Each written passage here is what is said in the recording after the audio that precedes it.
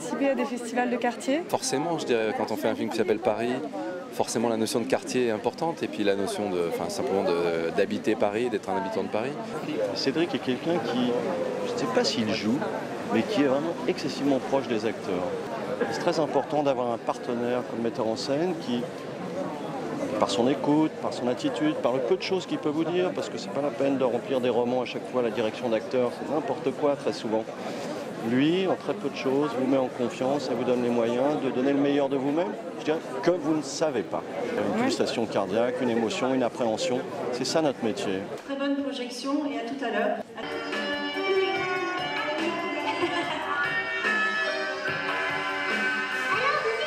Est-ce qu'il est, il est partout l'univers. Bonjour. Bonjour, Étienne Deréco. On va donc se revoir demain parce que Étienne animera avec moi le débat. Ah, parfait.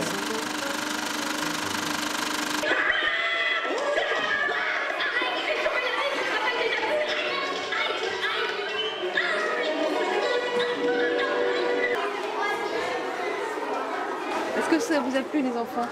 Oui. Ouais, qui est votre personnage favori? Le mammouth. Le mammouth? Moi aussi.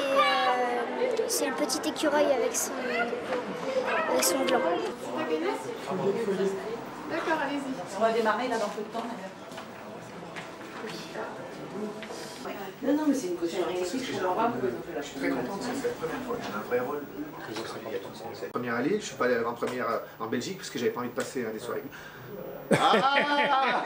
Attention! Non, parce que ça, Non mais ça c'est des moments volés intimes et c'est génial, c'est ce qu'il y a de mieux. J'avais fait Vive à la vie il y a longtemps et c'était le gros truc, oui mais c'était le gros truc justement avec ses grues, enfin comme il fait d'habitude, tu vois.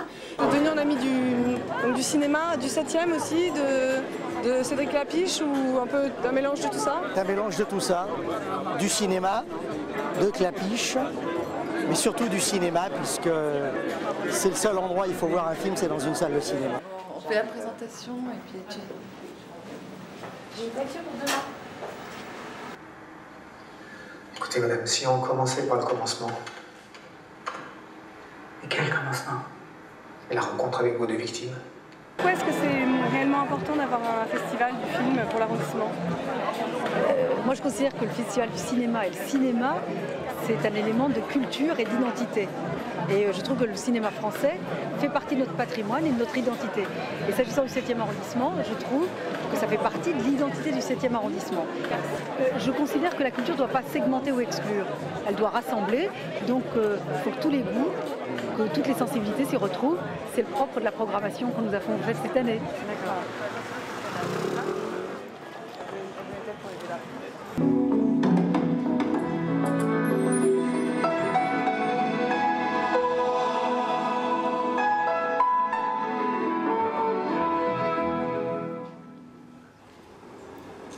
Votre nom?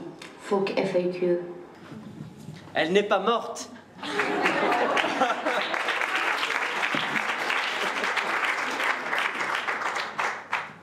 Comment vous aviez fait pour vous glisser dans la peau de ce personnage pour le moins singulier? Comment vous avez préparé ce rôle? Quand j'ai passé les essais avec Claude Berry, que je ne connaissais pas, enfin je connaissais ses films mais je ne le connaissais pas personnellement, puis lui non plus d'ailleurs, il ne m'avait jamais vu jouer, il m'a demandé à la première audition de bégayer justement. Et comme il se trouve que Claude avait eu un accident cérébral vasculaire, il bégayait très bien, malheureusement. Donc j'ai un petit peu imité son bégaiement. Il avait un phoniatre, qui est son vrai phoniatre, qui n'est pas comédien du tout. Et un jour il est venu, et il lui a dit « Je te présente un ami qui est bègue ». Donc le type m'a dit « Ah bonjour », alors j'ai dit « Bonjour ».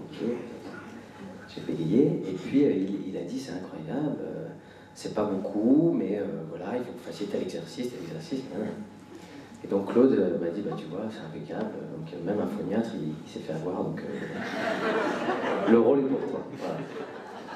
Françoise Bertin, est-ce que je peux me permettre de vous demander si ça a été difficile de vous mettre à nu? Parce que Claude Berry, lui, s'en est toujours parmi.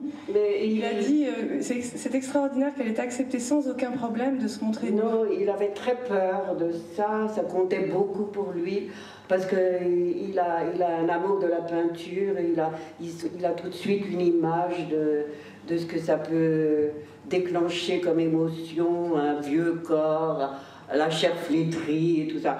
Moi, j'ai dépassé ce stade d'amour-propre quand le contexte est respectueux et que c'est dans un esprit le regard d'une jeune femme sur un vieux corps usé.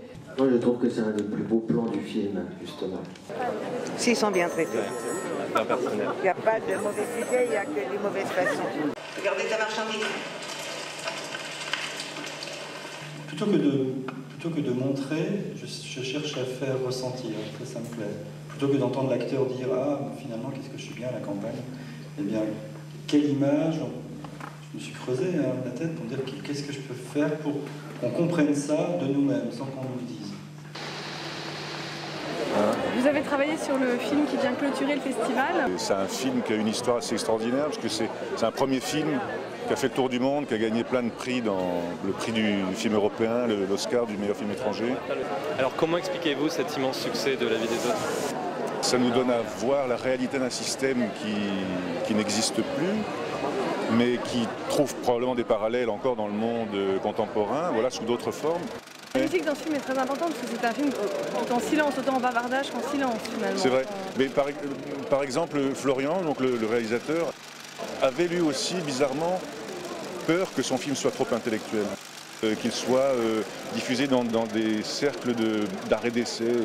Et il comptait beaucoup sur la musique pour donner un côté... il y a un thème pour la terreur qu'impose la Stasi. Donc c'est un thème qu'on entend lors des perquisitions, lors de tous les moments de tension. Puis il y a après un thème d'amour et puis il y a un thème on pourrait l'appeler de l'élévation que donne l'art à cet espion de la Stasi, quoi.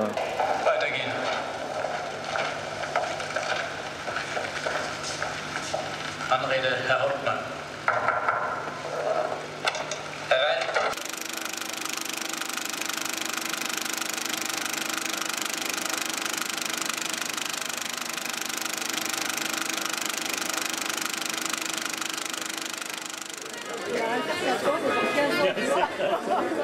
Je l'ai vu comme ça.